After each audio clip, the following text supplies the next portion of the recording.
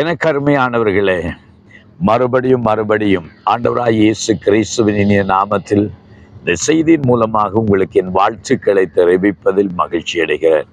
ஒவ்வொரு நாளும் நாம் தேவனுடைய வார்த்தையை தியானித்து அங்கே ஆசீர்வதிக்கப்படுவோம் என்று சொல்லி நான் விசுவாசிக்கிறேன். தேவனுடைய பிள்ளைகள் எப்பொழுதும் கர்த்தருக்குள் மகிழ்ச்சியாய் இருக்க கற்றுக்கொள்வோம். இன்றைக்கு அநேக நேரங்களில் அநேக கர்த்தருடைய பிள்ளைகள் அவிசுவாசத்தினால் நிறைந்திருக்கிறதை பார்க்கிறோம். எத்தனை அற்புதங்களை கண்டாலும் அவர்கள் இன்னும் தேவன் மேலே விசுவாசம் இல்லாதவர்களாக, சந்தேகம் உள்ளவர்களாகவே காணப்படுகிறதை பார்க்கிறோம். எத்தனை தேவனுடைய வார்த்தைகளை கேட்டாலும் தங்கள் இருதயத்தை கடினப்படுத்துகிறவர்களாகவும், தேவனுக்கு எதிராக முறுமுறுக்கிறவர்களாகவுமே பலர் வாழ்ந்து கொண்டு போகிறதை நாம் பார்க்கிறோம். ஆனால் நம்முடைய சந்தோஷம், நம்முடைய மகிழ்ச்சி கர்த்தருக்குள் இருக்கும்போது அதுதான் எங்கள் வாழ்க்கையில எங்கள் பலனாகவும் மாறுகிறது. தேவனுடைய பிள்ளைகள் தேவ வார்த்தையின் மூலமாக இன்றைக்கு ஒரு வார்த்தையை கவனிக்கலாம். சங்கீதம் 37வது சங்கீதம் 4வது வசனத்துல ஆண்டவருடைய வார்த்தை சொல்லுகிறது, கர்த்தரிடத்தில் மனமகிழ்ச்சியாய் இரு, அவர் உன் இருதயத்தின் வேண்டுதல்களை உனக்கு அருள் செய்வார் என்று ஆண்டவருடைய வார்த்தையில பார்க்கிறோம். கர்த்தரிடத்தில் மனமகிழ்ச்சியாய் இரு, அவர் உன் இருதயத்தின் வேண்டுதல்களை அருள் செய்வார். நம்முடைய இருதயத்திலே அநேக விருப்பங்கள் இருக்கிறது இல்லையா? அநேக எதிர்பார்ப்புகள் இருக்கிறது அல்லவா? இந்த இருதயத்தின் விருப்பங்கள் அதுதான் நம்முடைய வேண்டுதல்கள்.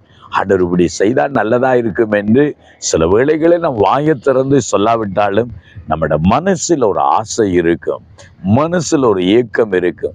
சில நேரத்தில் நாம் வெளிப்படையாக சில காரியங்களை ஜெபிக்க முடியாமல் போய்விடும். ஜெபித்தால் யாராவது கேட்டு என்னை பரியாசம் பண்ணிடுவாங்கன்னு நினைப்போம். ஆனால் நம்முடைய மனதில் ஒரு விருப்பம். ஆனால் ஆண்டவர் அந்த மன விருப்பங்களை பார்க்கிறார். அதை நிறைவேற்றுவார். எப்பொழுது தெரியுமா? ஆண்டவரிடத்துல மன மகிழ்ச்சியாய் இருக்கும் போது, ஆண்டவரிடத்துல இதை எனக்கு தேவன் செய்வார், எனக்கு நிச்சயம் தெரியும், இதை கொடுப்பார் என்பதை நம்முடைய இருதயத்தின் வாஞ்சைகளை தேவன் பார்க்கிறார். அவை தேவனுக்குள் நம்ம சந்தோஷப்படணும். ஏன் நம்ம எப்படி சந்தோஷப்படுறோம் தெரியுமா?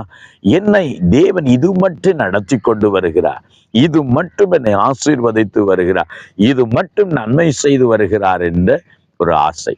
ஒரு காலத்துல எனக்கு ஒரு பைக் இல்லாத காலத்துல இருந்த போது, அந்த நேரத்தில் நான் பைக்கை பார்த்து இப்படி ஒரு பைக் ஒன்று நமக்கு கிடைத்தால் எவ்வளவு சந்தோஷமா இருக்கும் என்று நான் நினைப்பதுண்டு.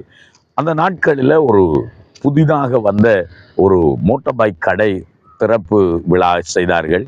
அந்த கடையில் போய் நான் புதிய பைக்குகளை பார்த்தபோது என்னுடைய மனைவி என்னை பார்த்து கேட்டேன், நீங்கள் இந்த சைக்கிள் எல்லாம் வந்து பார்க்குறீங்களே, இதை வேண்டும் உங்களுக்கு பணம் இருக்குதா என்று சொல்லி என்னிடத்துல கேட்டேன். அந்த நேரத்தில் நான் சொன்னேன், ஆண்டவர் அதை தருவார் என்று சொல்லி நான் விசுவாசிக்கிறேன்.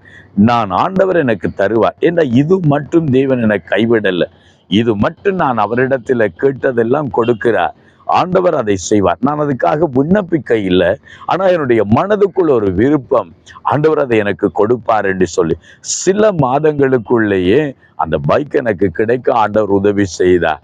அவை பாருங்கள், ஆண்டவரிடத்துல நம்ம மன மகிழ்ச்சியா இருக்கும் போது நம்முடைய இருதயத்தின் விருப்பங்களை ஆண்டவர் நிறைவேற்றுவார். ஆம், எனக்கு அருமையானவர்களே, இன்றைக்கு முறுமுறுப்புகளை நிறுத்தி விடுங்கள், அவிசுவாசங்களை நிறுத்தி விடுங்கள். கர்த்தர் உங்களுக்கு செய்த எத்தனையோ நன்மைகள் உண்டல்லவா? அந்த நன்மைகள் ஒரு நன்மையாக தேவன் இதையும் எனக்கு செய்வார் என்று நீங்கள் கர்த்தருக்குள் மகிழ்ந்து சந்தோஷப்படுங்கள். கர்த்தர் உங்கள் இருதயத்தின் வேண்டுதல்களை நிறைவேற்ற வல்லவராயிருக்கிறார். உங்கள் இருதயத்தில் அநேக ஆயிரமான ஏக்கங்கள் இருக்கும். தேவ சித்தத்தின்படியும் தேவ விருப்பத்தின்படியும் தேவன் அதை நிறைவேற்ற உங்களுக்கு கிருபை அளிப்பார். ஜெபம் பண்ணுவோமா? உங்கள் உள்ளத்துல என்னென்ன ஏக்கங்கள் இருக்கிறதோ ஆண்டவரிடத்துல அதை வையுங்கள், ஆண்டவர் அதை நிறைவேற்றுவார். தகப்பனே, இந்த நேரத்தில் உம்முடைய பிள்ளைகளுக்காக ஜெபிக்கிறோம். ஒவ்வொரு உள்ளத்திலும் அநேக ஏக்கங்கள். ஆண்டவர் இதை எனக்கு கொடுக்க வேண்டும், ஆண்டவர் இதை எனக்கு செய்ய வேண்டும், என் வாழ்க்கையை ஆசீர்வதிக்க வேண்டும் என்று எத்தனையோ பேர் உள்ளத்தின் ஏக்கங்களோடு தாகத்தோடு பாரத்தோடு நிற்கிறாங்க. ஆண்டவர் இன்றைக்கு அந்த விருப்பங்களை நிறைவேற்றுகிற தேவன். ஆசீர்வதிப்பீரார், ஆசீர்வதிப்பீரார். உடைய பிள்ளைகளை ஆசீர்வதித்து ஜெபிக்கிறோம் நல்ல பிதாவே, ஆமேன், ஆமேன், ஆமென். கருமையானவர்களே, கர்த்தர் மேலும் மகிழ்ச்சியா இருங்கள். கர்த்தர் உங்களை ஆசீர்வதிப்பார். ஆமேன், ஆமேன்.